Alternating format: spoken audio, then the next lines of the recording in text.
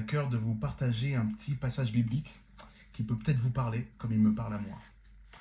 Si vous voulez, on peut lire ensemble Luc 8, donc le chapitre 8, versets 4 à 14. Très intéressant. C'est la parabole du semeur. Si vous ne connaissez pas cette parabole, c'est Jésus qui fait une parabole très intéressante pour expliquer aux gens comment on reçoit le salut et pourquoi tout le monde ne reçoit pas le salut, même s'il entend parler de la bonne nouvelle. Alors, une grande foule s'étant assemblée et des gens étaient venus de diverses villes auprès de lui. Il dit cette parabole. Un semeur sortit pour semer sa semence.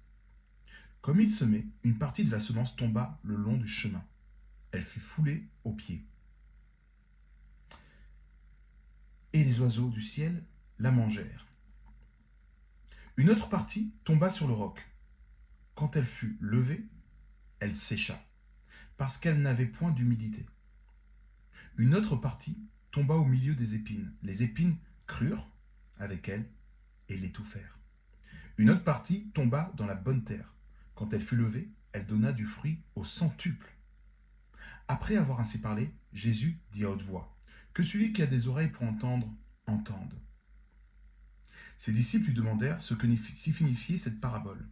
Alors vous voyez, Jésus, quand il parle aux foules, il parle souvent en parabole. Et il dit que celui qui a des oreilles pour entendre, entende. Qu'est-ce que ça veut dire cette expression? Ça veut dire que il parle en parabole pour que seuls ceux qui sont vraiment intéressés puissent aller méditer, voire aller demander directement à Jésus la signification de la chose. Mais ces paroles sont données à ceux qui ont faim, ceux qui ont soif, ceux qui veulent aller creuser. Parfois, on reçoit une information. Vous savez, c'est une information qui passe comme ça. Mais on va rarement aller vraiment s'intéresser en dire mais attends, il y a quelque chose qu'il a dit, c'est pas exactement clair, qu'est-ce qu'il a voulu dire par ça? Et c'est comme ça qu'on commence à méditer la parole. Et quand on médite la parole commence à prendre vie dans notre cœur. Et c'est ça que Jésus veut faire quand il fait des paraboles, quand il parle comme ça en parabole.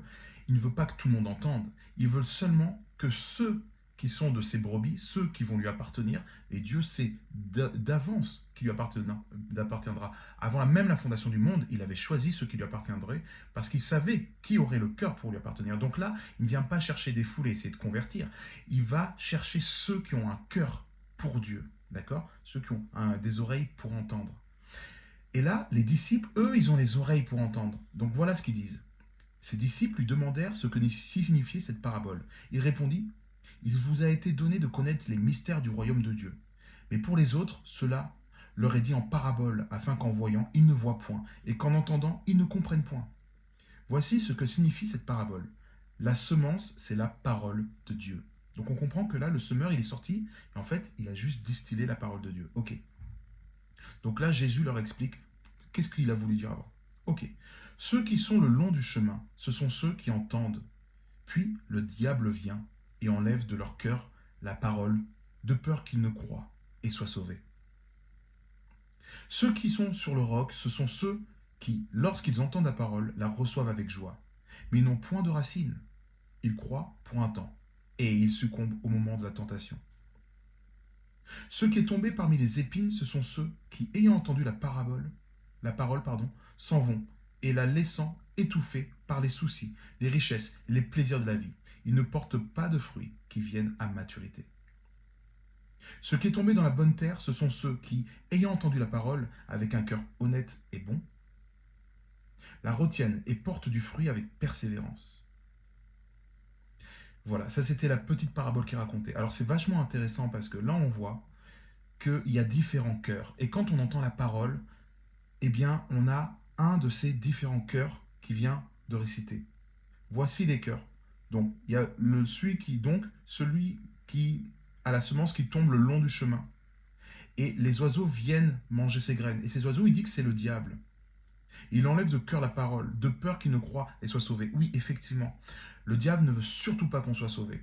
Donc quand on entend une parole, on va être là, on va prier pour nous, on va entendre quelque chose de merveilleux, on va même parfois être ému, avoir des frissons, et on va avoir la sensation que c'est la vérité. Et puis on va rentrer chez soi avec ce beau souvenir, et puis d'un coup, on oublie, et puis le monde passe, et puis on se réveille, et puis on passe sur Netflix, et puis on va à l'école, ou alors on va aller au travail, ou alors on voyage, et cette parole est enlevée. Et ça, c'est le diable qui distrait. Le diable et ses démons, ils viennent, ils prennent les paroles en nous amenant d'autres informations dans la vie. Ok.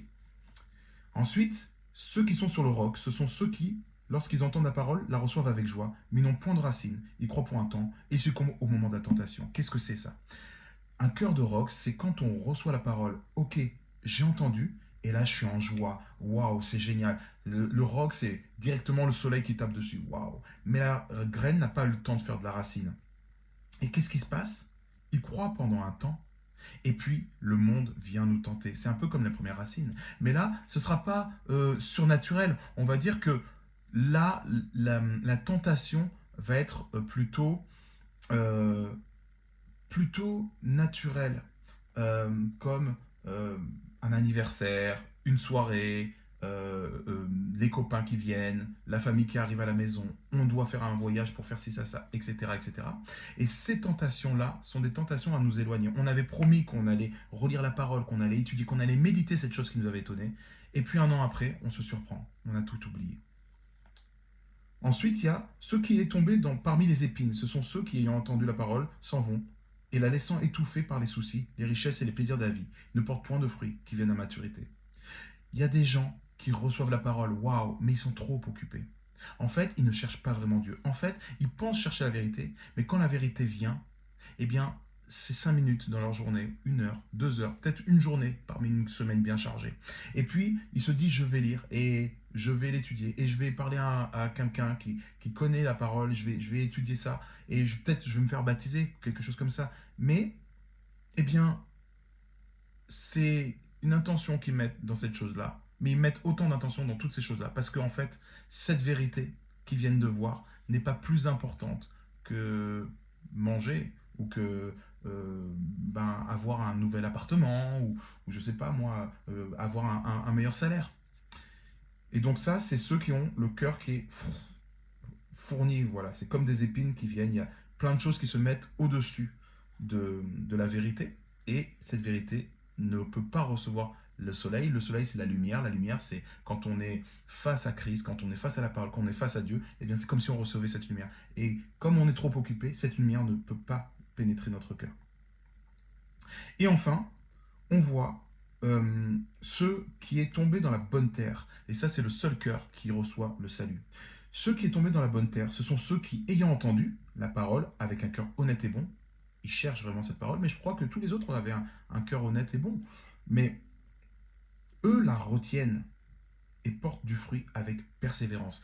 Persévérance, ça veut dire qu'ils ont reçu, ils savent que c'est la parole de vie, ils ont perçu que c'était important, si important que ils comprennent que leur salut est un salut éternel et qu'il leur ouvre les portes de l'éternité, ils se disent mais qu'est-ce qu'il y a de plus important pour ça? Et donc ils persévèrent, ils vont lire même s'ils ne comprennent pas, ils vont continuer à fréquenter des gens qui lisent cette parole, ils vont essayer de trouver peut-être une église, ils vont essayer de trouver d'autres frères et sœurs, ils vont essayer de lire cette parole et de se dire ok, je me challenge, tous les jours j'ouvre ma Bible 5 minutes, 10 minutes, on va en parler en couple, on va en parler en famille, on essaie de mettre ça dans une routine et on persévère parce que c'est les paroles de vie et cette vie, elle va faire porter du fruit.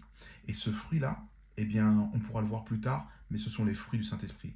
L'amour, la paix, la joie, la délivrance, la libération des persécutions, des tentations, des oppressions démoniaques.